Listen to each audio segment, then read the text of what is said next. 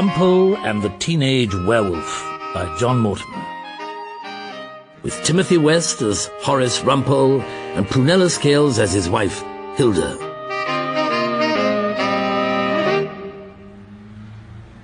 Oh, no, believe me, Mr. Rumpole, we've tried. No one can say we haven't tried. His own telly, his own telephone number. He's online, Mr. Rumpole. He can access the world from his own bedroom. Trainers? You can't imagine the amount Ben's cost us in trainers. And we've always done our best to be fair to him, not judgmental. Chris is always so fair-minded. He tries to reason with him. But it's very hard, Mr. Rumpole, to reason with a slammed door. Chris understands young people. He gives his time generously to a youth club in Worsfield. He helps them to become computer literate. It's the struggle, Mr. Rumpole. Every day's a worry. Where is Ben now? Will he come home? Will there be a row? Has he gone missing? It's a nightmare for his mother. She's losing weight over it. Really? The couple who sat in my client's chairs that spring morning were what she who must be obeyed would have called thoroughly nice people. They might qualify to represent the best of Middle England. Modest and intelligent, capable of serious concern, and also able to make jokes at their own expense.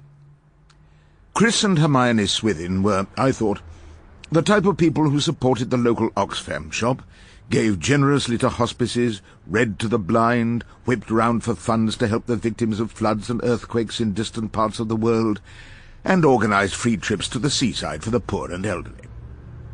And why were they paying a visit to my room in Chambers? We're expecting Ben here at any moment, Mr. Rumpole. Because young Ben Swithin, Hermione's son by a previous marriage and Chris's stepson, was facing charges of harassment and assault to make his debut in front of a circuit judge, circus judges I call them, in Hartscombe, a quiet riverside town near the family home. Ben was 4 when Chris took him on, Mr. Rumpole. He's treated him just as though he was his own son, and very little thanks he has got for it.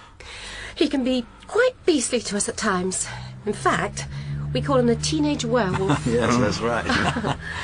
Well, not to his face, of course. To his face, we always try to build him up, give him confidence. And the trouble came because of this girl, Felicity Halliday, age 17. Felicity, yes. Well, she's at Hartscombe College with Ben. They're doing A-levels. People all say she's so attractive. Chris doesn't think much of her. Well, she's nothing much to write home about. She lives near our house at Merivale, just a mile or 2 outside Hartscombe. Chris used to drive her and Ben into school together, until her father stopped it. He stopped it when Ben started sending her the emails. You've seen the emails, Mr. Rumpole? Prosecution exhibits part of the charge of harassment. And all, I'm afraid, coming from the computer we gave Ben for his birthday. Chris is so generous with birthday presents. I don't know what you think of the emails, Mr. Rumpole. I would say they were first amorous, then obscene, then promising to perform acts of love which were eccentric and sometimes dangerous. Yeah, I find it quite terrifying, the things teenagers know about nowadays. And then, of course, there is the physical assault. The speaker was the Swithin solicitor, a Mr. Beasley, a fresh-faced, grey-haired man in a tweed suit, who looked as though he'd be far happier wading through a trout stream than in a barrister's chambers discussing erotic emails. You'll remember that Miss Halliday was walking down a lane in Hartscombe after dark. She felt she was being followed, and someone close behind her fastened his arms round her. It lasted only a few seconds, but she felt a kiss on the back of her neck before she struggled free and ran. After that, she never walked that way again, by day or by night. Well, Ben says he didn't do it. Well, of course he does. That's why we've come to see you, Mr. Rumpole. But the werewolf himself, it seems, has not come to see me. He promised to be here. He was at a party in London last night, and he promised to come here on time. We gave him full directions and a map. Seems he just hasn't bothered. Oh, we'll fix another date. I have to see Ben, to get at the truth of the matter. Well, even if he does show up, he won't talk to you, I'm afraid. We knew he was difficult, selfish, utterly incapable of caring about how Chris or I felt. Well, we didn't think he was a criminal.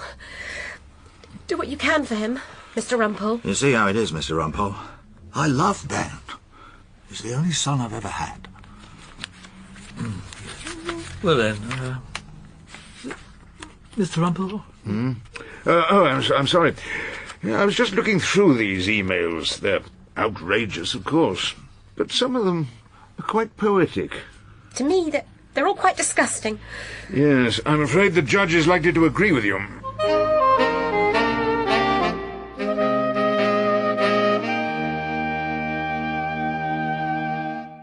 When were teenagers invented? I tried to remember myself, slightly spotty, a great deal thinner. I tolerated my parents and my father's often repeated stories. I understood his reluctance to spend more time than was absolutely essential with an adolescent whose favourite reading was notable British trials. I put up with my mother's resigning herself with a sigh to the fact that my failure to keep my room tidy would make it unlikely that I would ever marry. On the whole, I would say I was a more conventional character than Ben, politer, more easily imposed upon, and with a respect for authority which has dwindled rather than increased over the years. I'm very sorry, Mr. Rumpole. The Swithins just can't persuade their son to come to London for a conference. Oh, well then Mahomet must come to the mountain. Who? Did you say? No, don't concern yourself, Beasley, with Mahomet. It was just a figure of speech. Just find out which evening this week it would be convenient for me to come down to Hartscombe. I can easily manage that, and you and I will talk to our client together. Very good.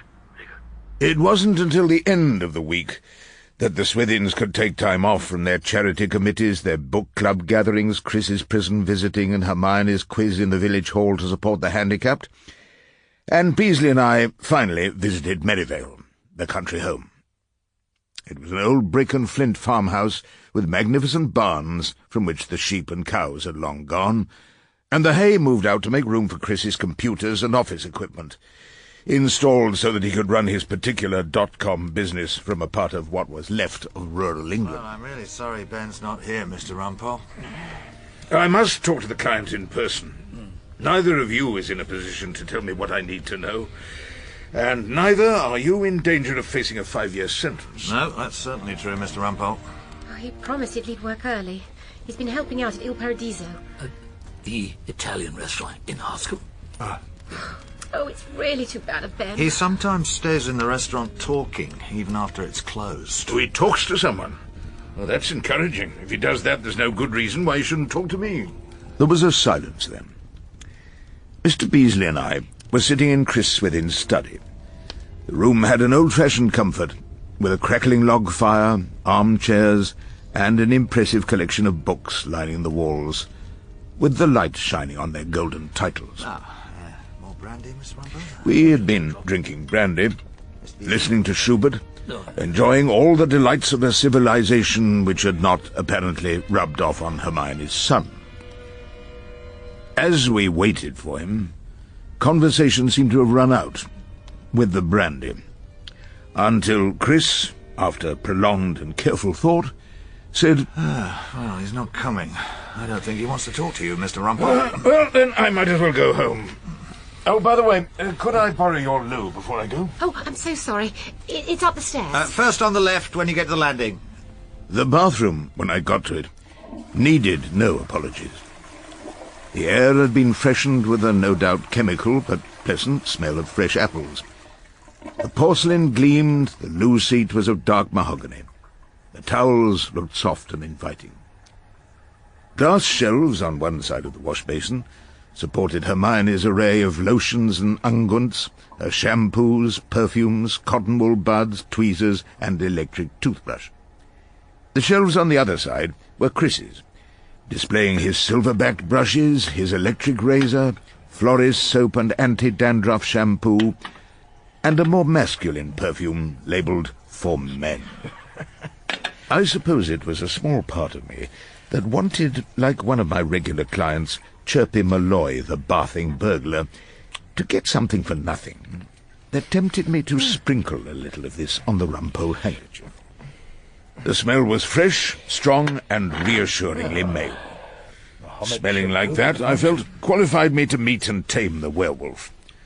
Mahomet was ready for the mountain.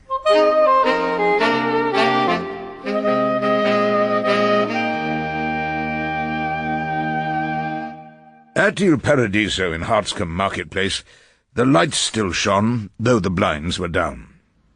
After Beasley had rattled the door, it was opened by a young man, clearly one of the waiters. Ah, Ben! Just the person we wanted to see. We're closing. I've got to clear up tables with my mates. What do you want? Shall we sit down for a moment? Have a glass of wine with us. I don't drink. Who are you? I'm a lawyer, but don't let that put you off. Mr. Rumpole is going to represent you in court. That's right. Mum and Dad wanted me to see a lawyer, but I'm not bothered. Why aren't you bothered? Because it's useless. Why is it useless? Because you can't help me. They've all made up their minds about me. Suppose I told you you're innocent. What did you say? I said you're innocent until they prove you guilty. They won't have much trouble doing that, though, right? How do you know? Police. They told me there's nothing much they can do about it, not Mum and Dad. You called Christopher Swithin Dad? Yeah. Mum wanted me to. I see. For a werewolf, you seem to be singularly obliging. Werewolf? Oh, yeah. That's what they call me. Do you mind? I'm not bothered. Tell me about this girl, this Felicity. She goes to your college, doesn't she? I don't go near her. I'm not allowed. I'm not allowed within miles of her, like I'm a sort of fatal disease. Tell us more about her. He picked up a table knife and, quite ineffectually, tried to saw at the edge of the table.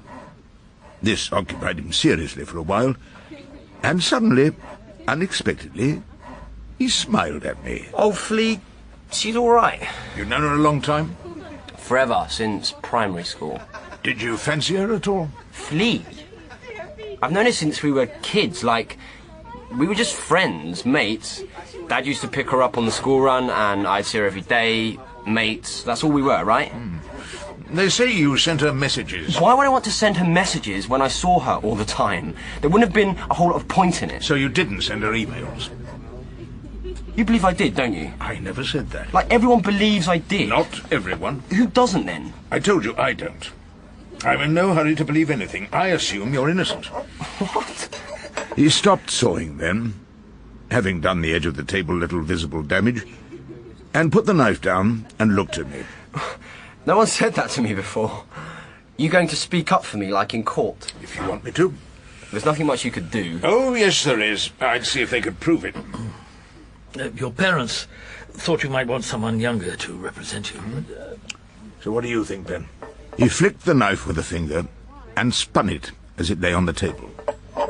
I remembered at his age spinning knives to make decisions or answer questions, even to point out a guilty party. It came to rest, pointing at me. All right, then. You'll do, right? You're cool.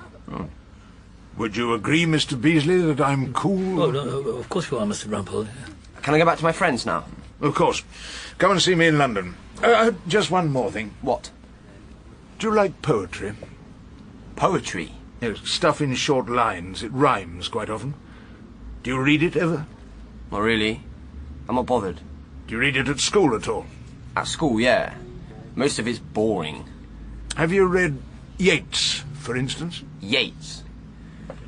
Never heard of him. Sorry, I've got to go now. And he was away.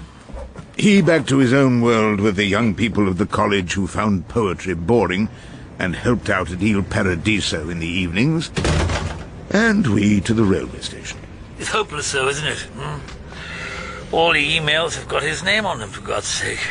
They all come from his machine. He called her Flea.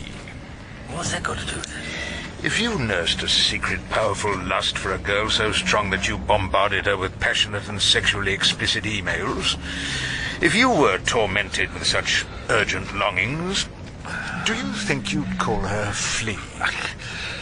I still think we're on a loser. I mean, is this flea business your only point? No, not quite the only one.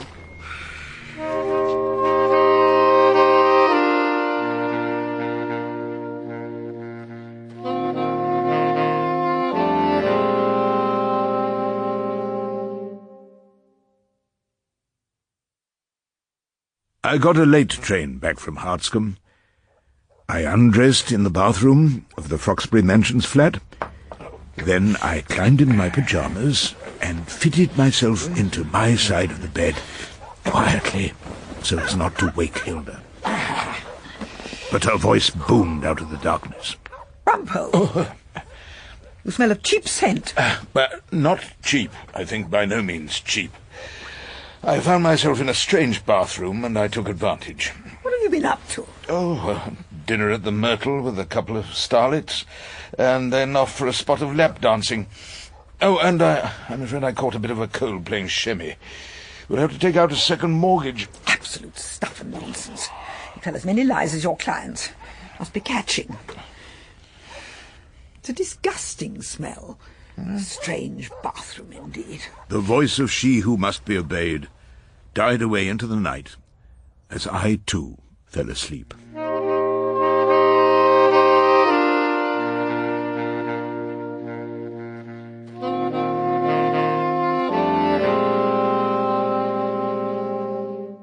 Wonder of wonders. The werewolf had agreed to come to a conference in my chambers in Equity Court. His family wanted to join the party, and I had to dissuade them. Naturally. We want to be with him when he sees you, Mr. Rumpole. He's worried his mother almost to death. Well, it's worried you too, darling. I told you, Mr. Rumpole, Chris treats him exactly as though he was his own son. Yes, I can understand how worried He's you given are. us such an incredibly hard time for years. And now this.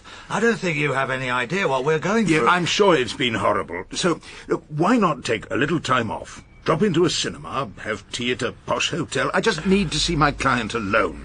Otherwise, he might be reluctant to say things that you would find hurtful. Believe me, Mr. Rumpole, he's perfectly capable of saying things we find hurtful to our faces. He's quite prepared to tell his mother she's fat, or me that I'm drunk when I just happened to open another bottle of wine at dinner. Then I ask you to leave to save yourselves further pain. But I suppose you'll allow us to attend our son's trial. That'll be far the most painful moment for us. Of course I want you to be there. I'm sure you'll be ready and willing to give evidence of Ben's good character. But for the moment, goodbye. Goodbye, Mr. Rumpole. When I was alone in my room, I looked at the email Ben the werewolf had sent to announce his arrival. Like all the other emails in the case, it was headed chimes@merivale.co.uk, and the message read, "See you at 4 tomorrow." The words "see" and "you" being written as the letters "C" and "U", and 4 and 2 as the numbers 4 and 2. I found this method of calligraphy only vaguely entertaining, and was considerably relieved when Beasley led the client, dead on time, into my room. Hi. Oh, hello. Thank you for coming. Please sit down. Ben Swithin had dressed down for the occasion, wearing jeans with ink writing on the knees, a baggy sweater with holes in it, and trainers that might have been used for a marathon run through mud. He looked even younger than before, a face as yet unmarked by the years, a contrast to the carefully, expensively preserved good looks of his mother and stepfather. So I turned from the alleged werewolf to the pile of printed-out emails which dealt with an encyclopedia of sexual fantasies. The penetration of every orifice, the ritual humiliations to be inflicted on the innocent Felicity, a girl doing her A-levels at Hartscombe College. The language was constantly obscene, frequently ugly, but, from time to time, unexpectedly poetic. Gross, The man. werewolf read through them Who says loins? and appeared Disgusting. genuinely shocked. That's mean. Whoever wrote this deserves locking up for good. But you admit it's your email address, chimes and so on. Oh, yeah. My dad thought of that. Chimes. The chimes of Big Ben. See, me being Ben, it was his idea of a joke. Yes. I've got to tell you, Mr. Rumpole, I never could dream of doing half those things to anybody. Most of these messages are timed at around 11 o'clock at night. Were you always at home at that time? Not always. Where were you? Working late at the restaurant. Going to a party, staying over, sleeping on someone's floor. We can check your times at Il Paradiso. That's a job for you, Mr. Beasley. Oh, thank you very much. And one more job. Fig Newton. Who? Sorry? Ferdinand Inigo Gerald Newton. Ah. The king of inquiry agents, the best follower of suspects and watcher at windows. Tell him we've got work for him. Right, I'll give Mr. Newton a call. I gotta get back now. Going to a party. Oh, right. Well, see you in court. They're not gonna like me there. Perhaps not, at first.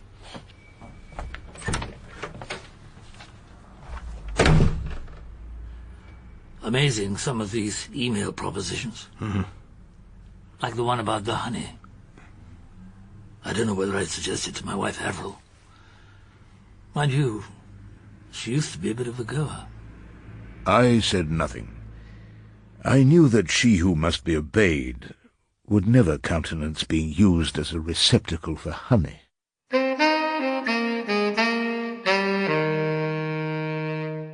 There are certain cases undertaken by a criminal defender in which, on entering court, you feel you've stepped into a giant refrigerator, into which you're shut, freezing for the rest of the trial. The cold winds of disapproval howl at you from all sides, and every time you stand up, you feel as if you are clearly identified as a septic sore on the body of the nation, closely related to the alleged sex offender in the dock. Such was my feeling when I entered the Crown Court. His Honour Judge Dennis Wintergreen, a square-jawed, relentlessly pedantic figure, clearly thought that any defence of the werewolf in the dock was simply a waste of public money. Members of the jury, you will have the horrible task of reading through the disgusting emails sent to the young girl victim in this case. To spare the members of the public and others in the court the embarrassment of hearing all these filthy documents read out in the prosecution's opening, I propose to leave the reading of the emails to the jury. Do you agree, Mr. Hoddinott? Very well, Your Honour. Adrian Hoddinott was a decent enough prosecutor who used to say that he only did the job to keep his Great Dane in hot dinners. Of course he agreed with the judge, but I had something to say upon the subject. There is just one matter, Your Honour. Yes, Mr. Rumpole, whatever is it? Surely you want to spare everyone embarrassment? His Honour looked at me as though I was some serial rapist who'd crept into court disguised in a wig and gown. Could my learned friend for the prosecution read us the email on page 21 of the bundle? Do you object to this, Mr. Hoddinott? Not really, my lord. Ah, very well then. At least it's a short email. Fairly short, my lord. Have you got it in your bundles, members of the jury? How can your terrified, vague fingers push my feathered glory from your loosening thighs? I will produce a shudder in your loins. Ours will be an historic moment when I, the great bird god, swoop down on you. Is there any particular reason why you want that one read, Mr. Rumpole? The words don't suggest anything to you, Your Honour. Nothing more than that whoever wrote them must have a peculiarly filthy mind. That may not be quite fair to the particular author concerned. That will be a matter for the jury to decide, Mr. Rumpole. Exactly, so wouldn't it be best if Your Honour would refrain from comment until that time comes? Continue with your case, Mr. Hoddinott. I'll call Felicity Halliday. Call Felicity Halliday. I swear by Almighty God that the evidence I shall give will be the truth, the whole truth, and nothing but the truth. Are you Felicity Alice Halliday? I am. Your address? The Copse, Merivale, near Hartscombe, Oxon. I think you are 17 years old? Yes, I am. And do you go to school with Ben Swithin, the defendant in this case? At Hartscombe, yes. She stood in the witness box, a slim, pretty girl with clear features, who answered questions calmly, Yes. sensibly, and without I was at embarrassment. primary school with Ben Swithin. You could see her, when the bloom of her youth had faded a little, as a loyal wife and, like Hermione, a frequenter of charity dinners and coffee mornings in Hartscombe. Did you receive the various emails? Yes, I think the last one was sent only 3 weeks ago. yes. The last one only 3 weeks ago, members of the jury. Did you know who sent them? Ben Swithin. How did you know that? He'd sent me emails before. I knew his email address. The Chimes... Did you accuse Ben Swithin of sending you these filthy emails? I did, and he denied it. Denied it, did he? Yes, he did. And when they got worse, I told my father, who gave them to the police. A very wise course, you may think, members of the jury.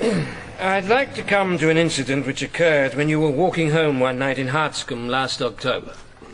I'd been to the youth club in Worsfield, but I left quite early because I had an essay to finish. I was walking down the narrow passage that leads to the square in Hartscombe. I thought someone was following me, so I walked quickly, but then I was grabbed from behind. I got a damp kiss on my neck. I managed to break away from him. I ran then. I didn't stop until I got to the square and found my parents' car. They'd been having dinner in Il Paradiso. You never saw your attacker? No. I thought it must be Ben because he'd sent the emails. So you thought it was Ben? Yes. He was someone strong. He had a smell. I noticed that. What sort of smell? An aftershave. Machismo 3. I know it because my dad uses it. It's quite a nice smell, really. But it wasn't nice being attacked in the dark alley. Please don't ask leading questions. Have you some objection, Mr. Rumpole? My learned friend asked a question which suggests an answer to the witness. That's called a leading question, and I object to it. I will allow the question. Miss Halliday, was it nice being attacked in that way? No, sir.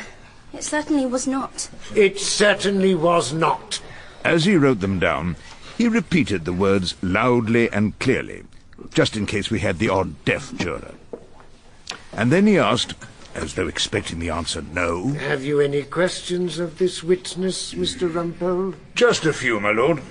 I turned to Felicity and became, I hope, Rumpole at his most gentle, charming and polite.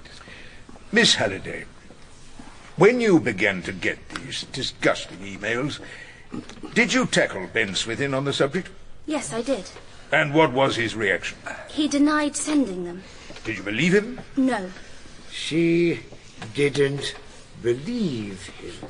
His Honour was loudly dictating his note to himself, and doing it so that the jury would remember what seemed to him the important bits. So, when you were attacked by someone you couldn't see... But she could smell him, Mr. Rumpole. Remember that. I'm so grateful to Your Honour for raising that point. Your Honour is most helpful. Tell me, Miss Halliday, Ben Swithin isn't exactly a snappy dresser, is he? Not really. So are you suggesting that my client put on this quite expensive aftershave that night for the sole purpose of grabbing you from behind in a dark passage? Mr. Rumpole, hasn't this young lady suffered enough? She has certainly suffered, I quite agree with that. Then why add to her suffering by making her go over all those painful matters again? Can't you leave it at that, Mr. Rumpole? Your Honour is telling me I shouldn't cross-examine. Not to cause this young girl pain, Mr. Rumpole. Then how about the pain inflicted on the young boy in the dock if he's convicted of a crime he didn't commit? Naturally, when it comes to sentence, I shall have regard to the amount of embarrassment caused to Miss Halliday at the trial. Oh, you mean you intend to punish my client for the way I choose to conduct his case? Mr. Rumpole, that was an outrageous remark. Like Your Honour's intervention. If you stop my cross-examination, I will apply immediately to the Court of Appeal. This silenced the judge, perhaps temporarily stunned him. As he picked himself up and regained consciousness, I read the note from Chris that had been handed to me. Don't ask any more questions, was what my client's stepfather had written. I squashed his note into a small ball and dropped it on the floor. As the judge appeared to relent. You may cross-examine, Mr. Rumpole. Whether your questions help your case is quite another matter. Miss Halliday, you have known Ben for a long time. Yes, we were at primary school together. And at secondary school. And then you were getting ready for A-levels at Hartscombe College together. That's right. Apart from the alleged assault in the dark, at any time at all when you were with Ben, has he done anything you could complain of? Not that I remember. Did you like him until you got these messages? He was all right. I mean, well, yes, we were good friends. Did he ever try to kiss you? I wasn't one of his girlfriends. So he never kissed you? No, not that I remember. Or tried to? I don't think so. No. So, when you were told that he'd written these emails, did it come as a complete surprise to you? Were you amazed? Well, to be honest, I was completely gobsmacked.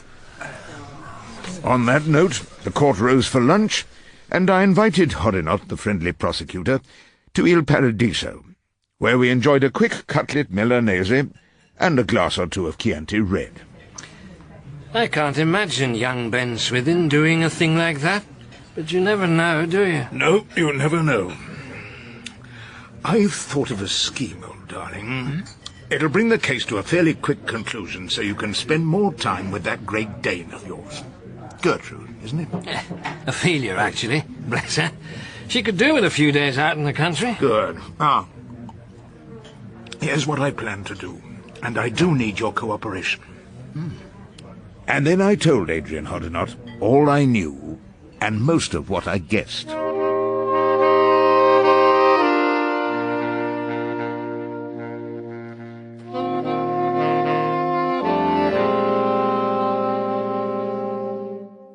It was mid-afternoon before I got round to opening my case.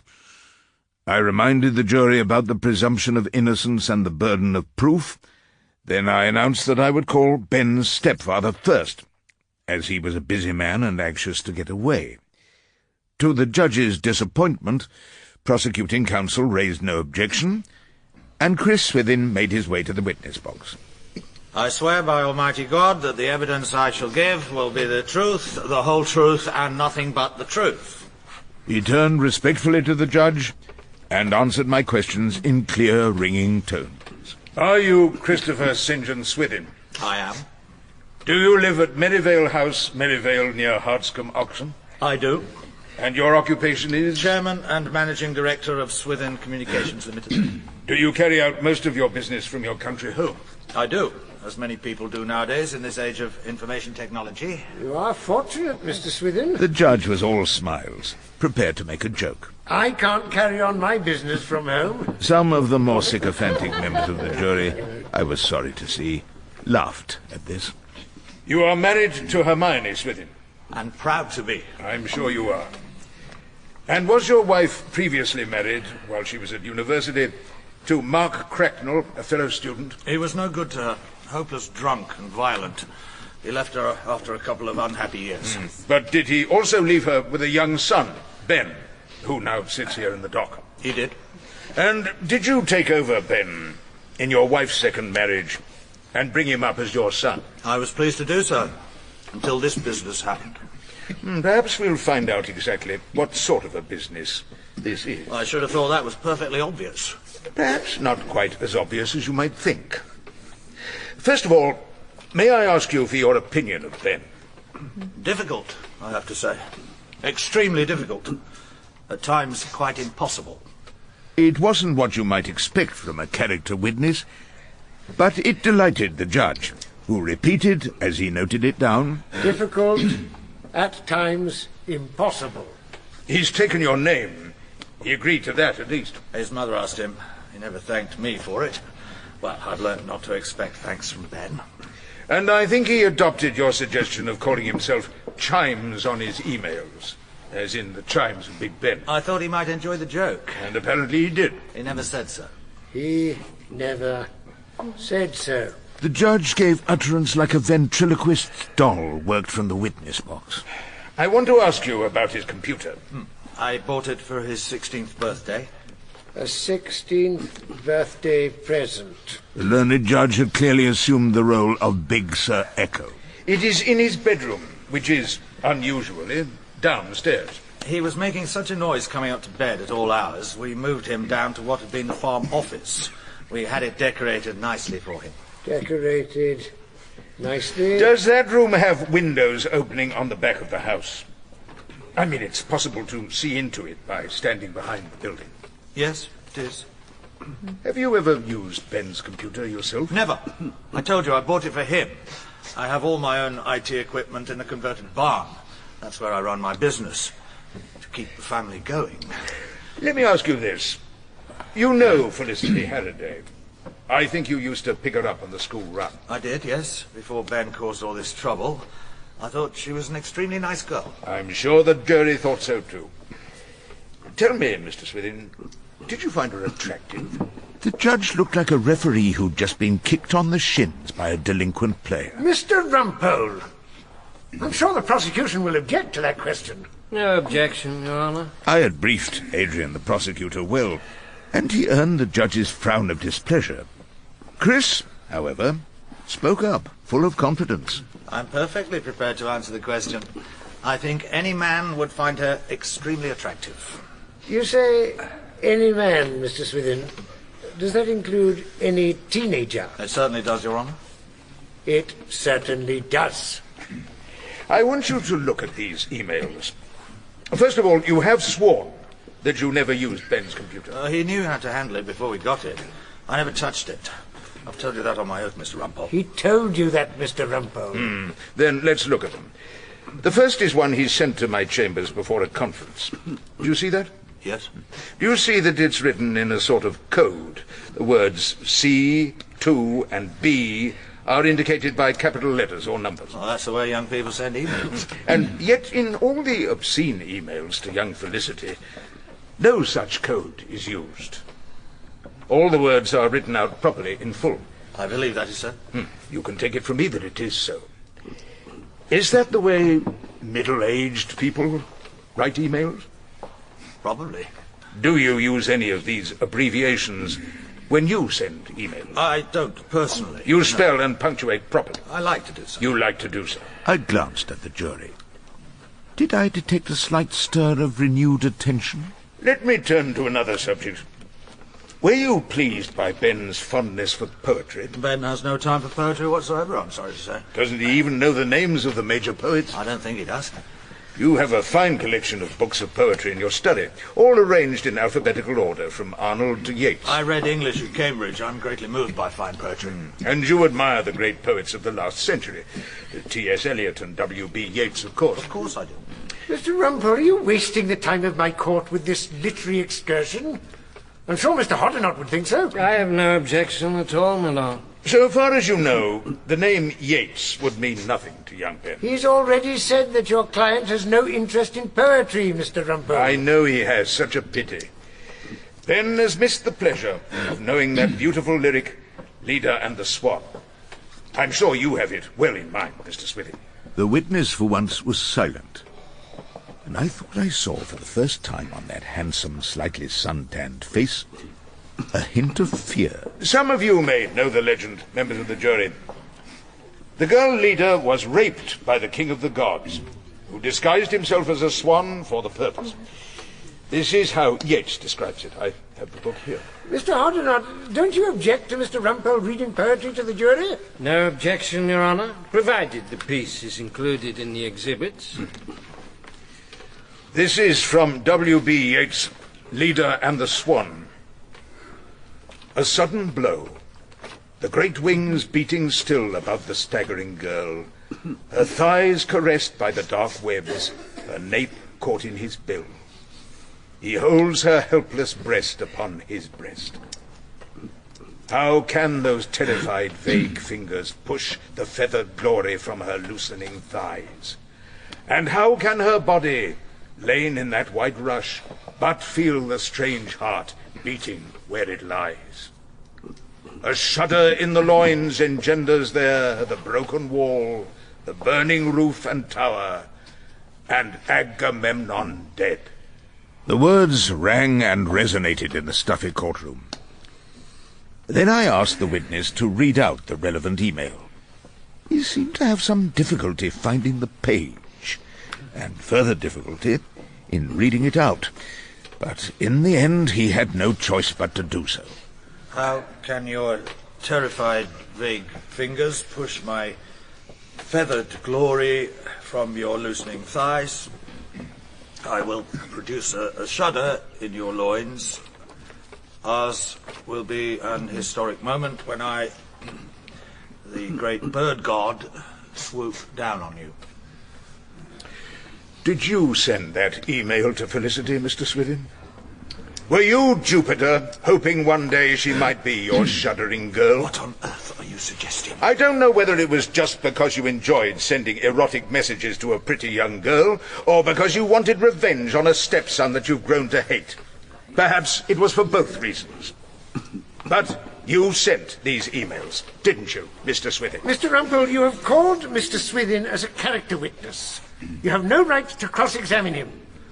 I've been waiting for the prosecution to object. Perhaps my learned friend thinks the jury are entitled to an answer. Perhaps I should explain this to Your Honour. That last email was sent only 3 weeks ago, just before this trial. Which I consider as an act of gross contempt. That may be so. It's dated midnight on the 17th, a Friday night, when my client was enjoying a party at an Italian restaurant. I shall be calling a witness, Mr. Newton, an inquiry agent, who observed Mr. Swithin in my client's bedroom, operating young Ben's computer. Ben? He's a pathological liar. He always has been.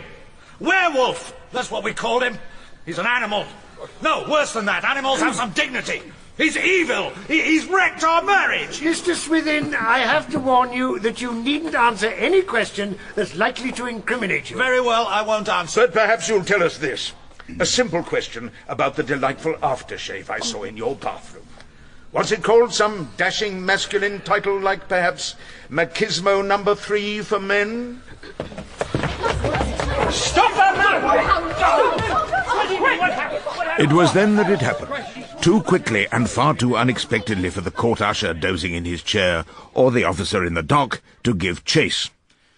Chris Swithin left the witness box with a turn of speed that recalled the days when he'd won the 100 metres for his Cambridge college, and was out of the town hall and pushing his way through the crowd in the marketplace. No one recognised him when he grabbed the rail of a moving bus, or knew what happened when he got off at the next stop. Were his business contacts clever enough to get him out of the country? Would he some day be extradited from southern Spain in a case of harassment? Perhaps not. All I know is that he was never seen again by his wife and stepson in Hartscombe. Your Honour, under the circumstances, the prosecution doesn't intend to proceed further in this case. Mr. Hoddinott, for once you don't surprise me. Members of the jury, I direct you to return a verdict of not guilty.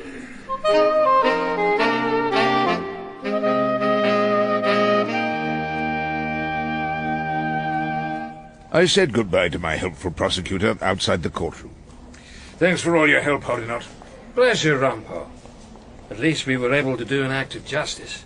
Hermione was crying profusely and dabbing at her eyes with a crushed handkerchief. I'm sorry, Mrs. Swithin. I had to find out the truth. But it was Ben who did the comforting. It's all right, Mum. We're going to be all right. Oh, Ben. And I believe that in time they will be, with Christopher Swithin no longer ruling the roost.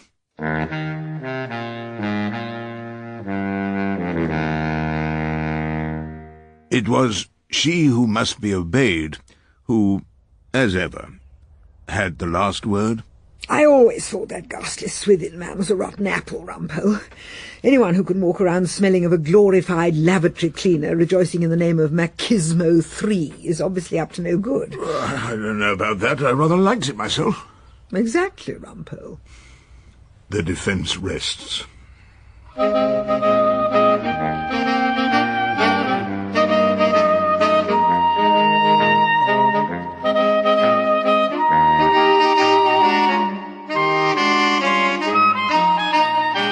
In Rumplole and the Teenage Werewolf by John Mortimer, Horace Rumpole was played by Timothy West, Hilda Rumpole, Prunella Scales, Hermione Swithin, Felicity Montague, and Chris Swithin, Philip Jackson.